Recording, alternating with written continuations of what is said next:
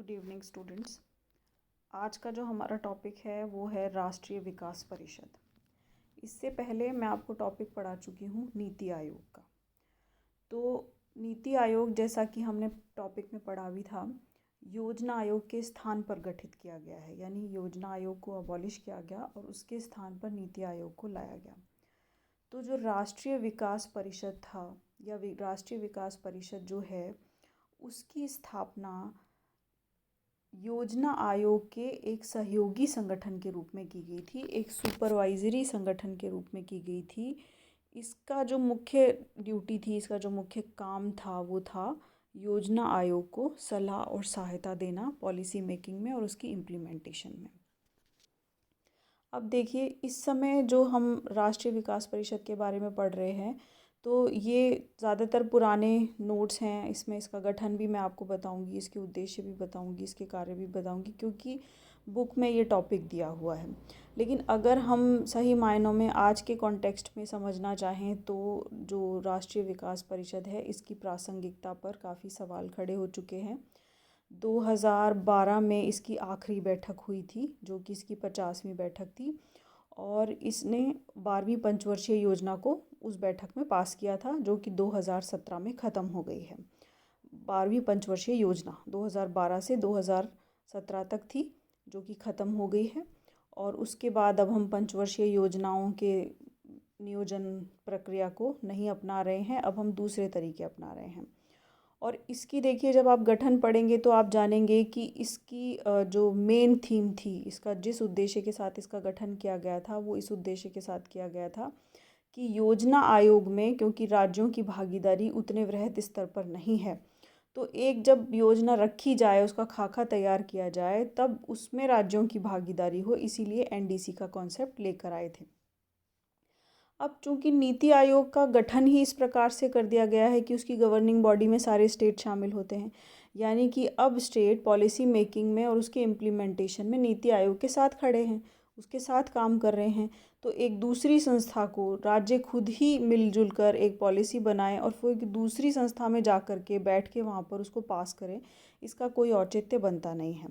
तो हाल ही में इसी जनवरी माह में ही प्रधानमंत्री श्री नरेंद्र मोदी जी ने एक कैबिनेट बैठक में प्रस्ताव रखा है कि राष्ट्रीय विकास परिषद को अबॉलिश कर दिया जाए। और ये अभी लेकिन इस तरह वो बातचीत हुई थी, एक प्रस्ताव लाया गया था, उसके बाद उस पर कोई कार्यवाही अब तक हुई नहीं है। तो अभी ये नहीं कह सकते कि ये ख़त्म हो गई है। तो मे बी आपसे कोई छोटा क्वेश्चन पूछा जाए और इसकी प्रासंगिकता पर पूछा जाए, तो वो आप कैसे लिखेंगे वो मैं आपको बताऊंगी। पहले आप ये जानिए कि राष्ट्रीय विकास परिषद का गठन 6 अगस्त 1952 को किया गया था, और ये इसका गठन प्रथम पंचवर्षीय योजना में भारत सरकार की कार्यकारिणी की सिफारिश के बाद किया गया था। ये ना तो संवैधानिक निकाय है और ना ही सांविधिक निकाय है, यानी कि ना तो इसका उल्लेख संविधान में किया गया है और ना ही किसी कानून के द्वारा इसको बनाया गया है। ये एक प्रकार का कैबिनेट का कार्यकारी प्रस्ताव लाया गया था कि राज्यों को भी शामिल करने के लिए एक बड़ी बॉडी बना ली जाए, तो वो एनडीसी के रूप में बनाएगी। तो योजना के निर्माण में राज्यों की भागीदारी होनी चाहिए, जब विचार को लाया गया सामने, तब उसमें एनडीसी के गठन का प्रावधान था। तो ये काम क्या करती है? ये देश की पंचवर्षीय योजनाओं का अनुमोदन करती है, प्रधानमंत्री परिषद के अध्यक्ष होते हैं, और सभी राज्यों के मुख्यमंत्री और योजना आयोग के सभी सदस्य इसके पदेन सदस्य होते हैं। अब देखिए इसका गठन, देखिए आप, भारत का प्रधानमंत्री इसका अध्यक्ष होता है, इसमें सभी केंद्रीय कैबिनेट मंत्री शामिल होते हैं, सभी राज्यों के मुख्यमंत्री शामिल होते हैं, सभी केंद्र शासित राज्यों के मुख्यमंत्री या प्रशासक शामिल होते हैं, और योजना आयोग के सदस्य शामिल होते हैं। अगर आप इसे थोड़ा भी गौर से देखेंगे तो आप जानेंगे कि जो नीति आयोग की गवर्निंग बॉडी का स्ट्रक्चर है वो बिल्कुल यही है, बल्कि और उसमें तो बहुत सारे विशेषज्ञों को भी शामिल किया गया है जो कि एनडीसी में नहीं आते थे। वो इसलिए भी क्योंकि ये कोई पॉलिसी मेकिंग के इंस्टीट्यूट के रूप में नहीं था, बल्कि ये पॉलिसी अप्रूवल जो होता था उसके रूप में काम करता था। तो योजना आयोग के जो सचिव होते थे वो इसके सचिव के रूप में कार्य करते थे, और इसका कार्यालय और जितनी भी प्रकार की इसकी प्रक्रियाएं हुआ करती थी वो योजना आयोग का सचिवालय ही हैंडल करता था। इसका उद्देश्य क्या था?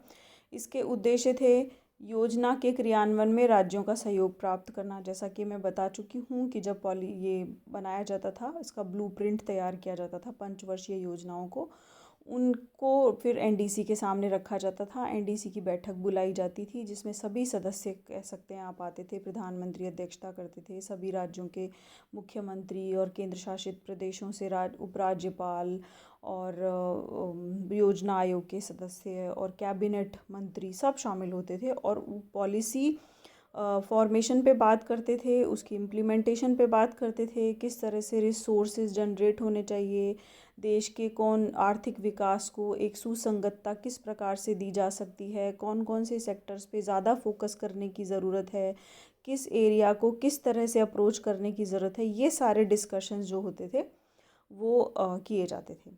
तो योजना के सहयोग के लिए संसाधन और प्रयास को बढ़ाना किस तरह से चाहिए, मतलब रिसोर्सेज का किस तरह से मैनेजमेंट करना चाहिए। सभी क्षेत्रों में सामूहिक आर्थिक नीतियों को प्रोन्नत करना, मतलब एग्रीकल्चर पे भी ध्यान देना है, इंडस्ट्री पे भी ध्यान देना है, सर्विस सेक्टर पे भी ध्यान देना है और उनमें भी किन किन एरियाज़ पे ज़्यादा ध्यान देना है। जैसे एग्रीकल्चर में क्या हमें अन्न उपजाने पे ज़्यादा ध्यान देना है अब, या सब्जियों के प्रोडक्शन पे है, या दलहन के प्रोडक्शन पे है, या हॉर्टिकल्चर पे है, या पीसी कल्चर पे है, मतलब किन एरियाज़ पे ज़्यादा ध्यान देने की ज़रूरत है। तो देश के सभी हिस्सों में संतुलित और तीव्र विकास सुनिश्चित हो सके, ये उद्देश्य इसका हुआ करता था। अब इसके कार्य क्या होते थे? ये राष्ट्रीय योजना को बनाने के लिए दिशा निर्देश निर्धारित करता था, मतलब पहले से ही ये योजना आयोग को दिशा निर्देश दे देते थे कि पॉलिसी मेकिंग इस तरह से होनी चाहिए। राष्ट्रीय योजना पर विचार विमर्श करते थे, जो ब्लूप्रिंट इनके सामने रखा जाता था। योजना के क्रियान्वयन साधनों का अनुमान लगाना और सुझाव देना, भाई पैसे इतनी बड़ी हमने पॉलिसी बना ली है, योजना बना ली है, उसको इम्प्लीमेंट करने के लिए इस रिसोर्सेज को किस तरह से मोबिलाइज करना चाहिए, इस बारे में भी सुझाव देता था ये। राष्ट्रीय विकास को प्रभावित करने वाले सामाजिक और आर्थिक नीतियों पर विचार भी करते थे ये। समय समय पर राष्ट्रीय योजना के कार्यों की समीक्षा भी करते थे और राष्ट्रीय योजना के लक्ष्य को प्राप्त करने के लिए सुझाव भी दे दिए जाते थे। मतलब सभी राज्यों से एक्चुअली पूछा जाता था कि वो क्या सुझाव देना चाहते हैं। तो जैसे किसी राज्य की एग्रीकल्चर पॉलिसी कुछ डिफरेंट है, वो अपने यहाँ कुछ अलग चीज़ें प्रमोट करना चाहते हैं, तो वो एनडीसी की बैठक में इस बात को रख सकते थे। तो अगली बार निर्देशित किया जाता था, इन बातों का ध्यान रखा जाता था। ये सारे कार्य इनके होते थे। तो जैसा कि इसमें लिखा हुआ है, योजना के खाके को पहले यूनियन कैबिनेट के सम्मुख प्रस्तुत किया जाता था, उसके बाद मतलब कैबिनेट जब इसको पास कर देती थी तो इसको एनडीसी के पास भेजा जाता है, फिर इसे संसद में भेजा जाता है और मतलब एनडीसी जब पास कर देती है उसके बाद ये संसद के पास जाती थी और फिर इसे आधिकारिक रूप से प्रकाशित राजपत्र में प्रकाशित किया जाता था और फिर इसको इम्प्लीमेंट किया जाता था। तो ये एनडीसी का काम हुआ करता था। अब ये तो पुराने, अगर आपसे देखिए पुराने क्वेश्चन पूछेंगे तो आपसे पूछ सकते हैं कि एनडीसी का गठन कब किया गया था, क्यों किया गया था, वो आप बता देंगे। किस प्रकार का गठन है, स्ट्रक्चर क्या है, वो आप बता देंगे। इसके उद्देश्य क्या थे, ये भी लिखे, 4 लिखे हुए हैं। कार्य क्या करता था, ये भी लिखे हुए हैं। अब आपसे एक प्रश्न पूछा जा सकता है कि वर्तमान में नीति आयोग के गठन के पश्चात राष्ट्रीय विकास परिषद की भूमिका को आप किस प्रकार से देखते हैं, या नीति आयोग के गठन के पश्चात राष्ट्रीय विकास परिषद की क्या प्रासंगिकता है। तो इसका उत्तर लिखने के लिए आपको थोड़ा नीति आयोग के बारे में मेंशन करना होगा, बताना होगा कि उसकी गवर्निंग बॉडी इस तरह से डिज़ाइन की गई है, राज्यों को उसमें पूर्ण भागीदारी दी गई है, पॉलिसी मेकिंग के लेवल पे भी भागीदारी की गई है। तो अब जो है वो राष्ट्रीय विकास परिषद की भूमिका वर्तमान समय में जो, और सबसे बड़ी बात क्या है, हमने जब नियोजन की व्यवस्था को ही छोड़ दिया, मतलब अब हम पंचवर्षीय योजनाएं बना ही नहीं रहे हैं, किसी प्रकार की योजना बन ही नहीं रही है, तो ये किसको पास करेगी जब कोई योजना ही नहीं है।